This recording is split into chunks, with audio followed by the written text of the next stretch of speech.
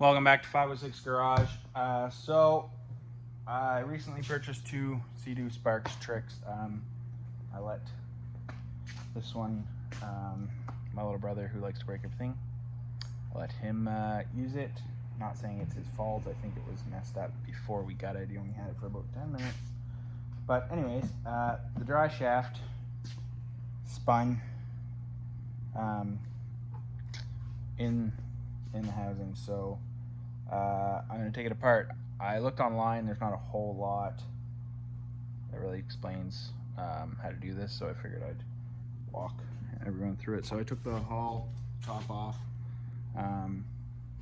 Basically there's 1, 2, 3, 4, 5 10 mil bolts underneath, and then T30s up top on each side.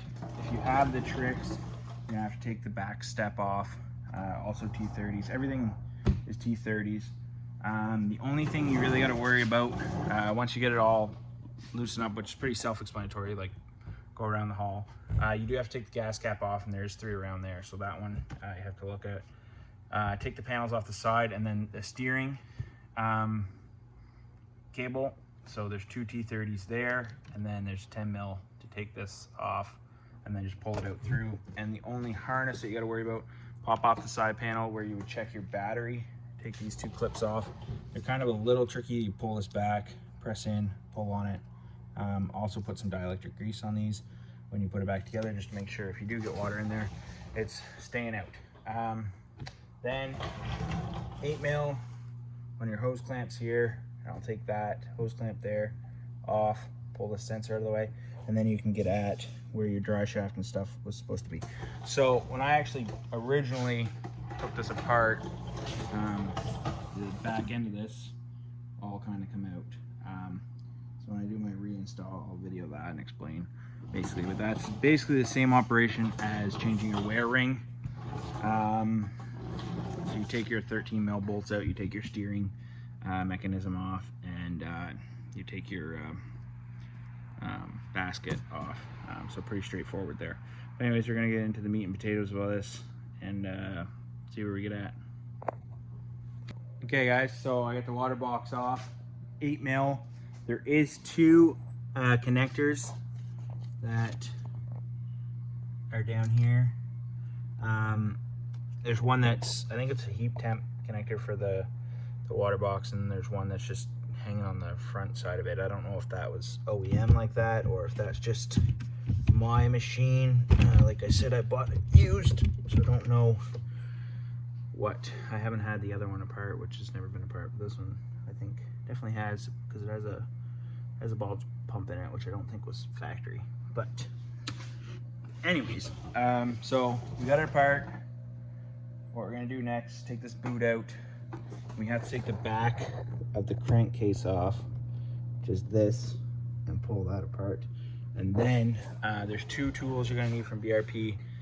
One goes in the spline, and then one to set the pin, which is right here. So you take this little bolt out by the starter, and you take the center plug out and roll it around till you get it to lock, and then spin it out. So that's where I'm at now, and then obviously when you put it back together, you replace the seals. So we're gonna get at that and see how that goes, I guess. Okay guys, so just another look here. So I got the seal out. I can't really see that well, but the seal out here.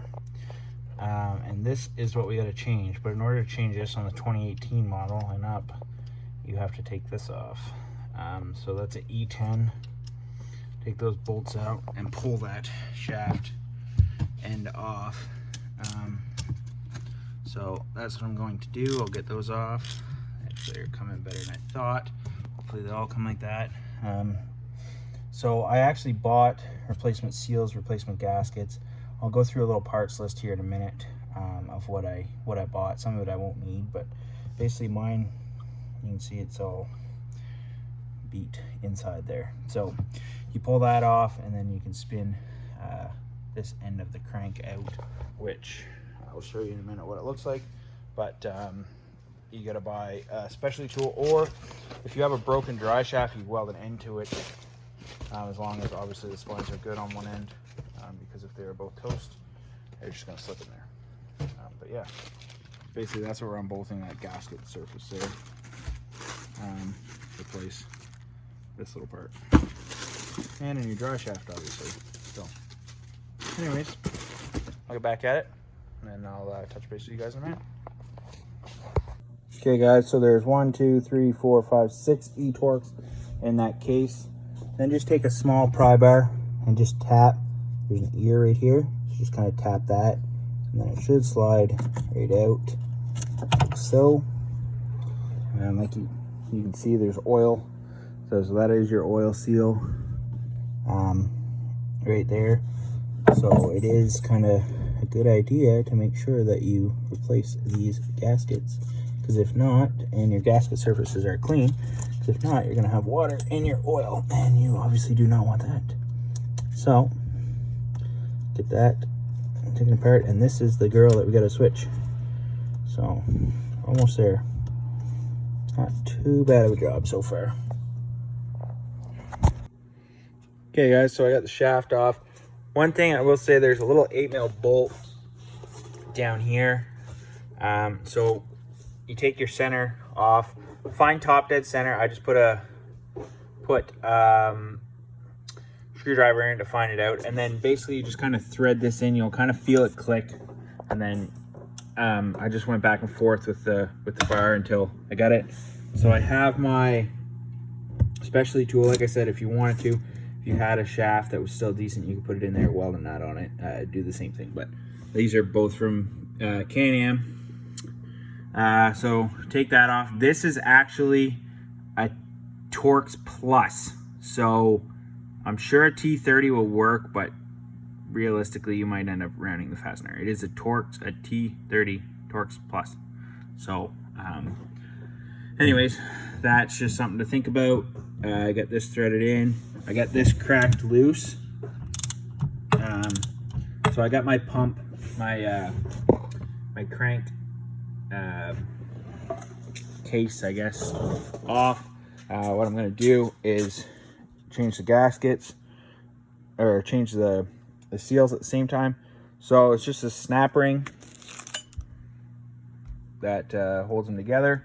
Clean it up, brake clean, emery cloth, you know, the normal. While you're also doing that, clean this gasket surface up so it's ready for the new gasket. So there's I think three seals in there. So change those out. Obviously you don't want to put a new shaft in with bad seals, because, well, you don't want to risk it leaking and then having to take it all apart again. So yeah, that's the threaded piece that you're actually threading off, that tool is in right there now, beside the bilge pump. 22mm socket on the tool, and that's your thread. So we'll put some grease in those too when we put the shaft in. But yeah, just kind of cleaning stuff up, changing the seals, and then I'll work on getting the rest of this stuff back together. But yeah, so it's not too bad of a job so far. Just like I said, it's the first time I've done it. I've never owned a Seadoo before. Just taking my time and making sure I don't try not to mess anything up. But anyways, we'll touch back. I'm going to change seals in this, and I'll swap this out, and we'll get back to work. So just replacing the seals. I have this seal kit. It's a great kit. I think it ranges from 18mm to 74mm, pretty much every millimeter in between. Shout out to the Matco tools, my Rebel X. So what I am doing, what we ended up using, so if you're obviously don't have a seal kit like that, I used a 46mm, and I believe it was a 52. So just seal driver. What I did when I took it apart, I just kind of stacked them how they come apart. So this is the oil side, so the first snap ring you take off, and obviously the open, because that's the pressure side. Next snap ring, and then this is your water seals with the spacer in the middle. So I tapped them all down in. They're all new. I just got to put the last snap ring back on. Everything's good. So yeah, like I said, tap them in. 52 mil. You could grab sockets too. Just be careful if you're using sockets to make sure that it actually is grabbing the right size at the seal. That's why this is nice and flat and wide, so it doesn't beat down funny on the seal. But yeah, but also you can pick up a seal kit. It's not a bad thing to have in the shop if you do need it down the road. So got the seals in, gonna put the gasket on, start bolting it all back together. Yeah, so I don't know, I'm going to do this anyways. I'm just gonna put a dab of blue Loctite on everything when I start buttoning it up, just because obviously I don't want it to come apart. And get it tight, get it right, and put it back together. I'll look up this torque specs if there's anything available, if I can find online, and I will put them in the description. Okay, so I put all the seals in. Now there's one gasket here to go in. There is a little tab, if you can see it right there, to line up the gasket. There's only one way this will go, which is kind of nice. I was kind of worried at first because I was like looking at it, I'm like, shit, I didn't see which way I took this out. So there's only one way it will go. I did put a little bit of blue Loctite on these bolts, spin them in, their E10s, just tighten those up. Then put your impeller back in. The boot goes over here with the two hose clamps. And yeah, so starting to get her back together. This is actually an E8, not a 8 mil. An 8 mil will take it out. It wasn't overly tight. But so yeah, I got that back in. Got the coil back on, the plugs back on. Yeah, just working down here. Like I said, just taking my time. This isn't super complicated, so don't get yourself sketched out about doing this. But I guess basically the same idea applies if you were going to do the water seal in this, but you wouldn't have to take your sleeve out. You could take the sleeve out if the sleeve was actually corroded, or you could scuff it with an emery cloth, probably put it back together, you'd be probably okay. So anyways, I'm going to get that tightened up, get these all snugged up, and then we'll put the new prop in, or not the new prop, the new draw shaft in, make sure it fits good, and we'll put the banjo thing over first, and then put the draw shaft in. Okay guys, so you can see I got the water box back in. I will tell you one tip. When you go to put the rubber on the draw shaft on the end here, put the hose clamp on the one that's on the draw shaft, slide it in.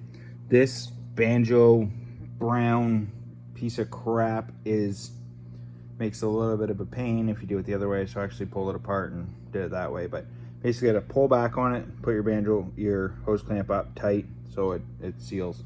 But yeah, so that's that.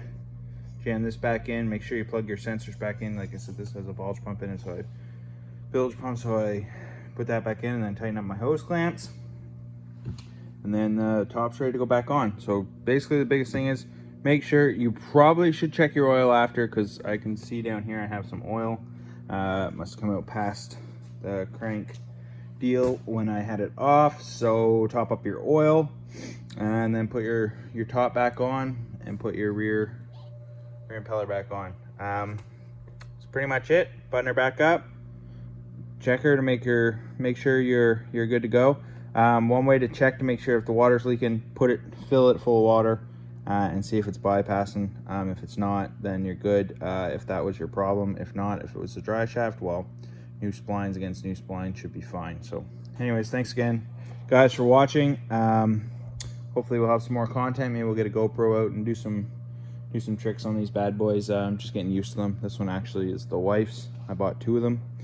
Mine is green and black. I bought her an 18. So we'll get these out and get moving on them, and hopefully get some more content. Let me know if you guys want to see like the Integra content, the X3, some Sparks, or the G8. I do also own a tool truck, so we can do some tool reviews and stuff like that as well. Anyways guys, thanks for watching. Have a good night.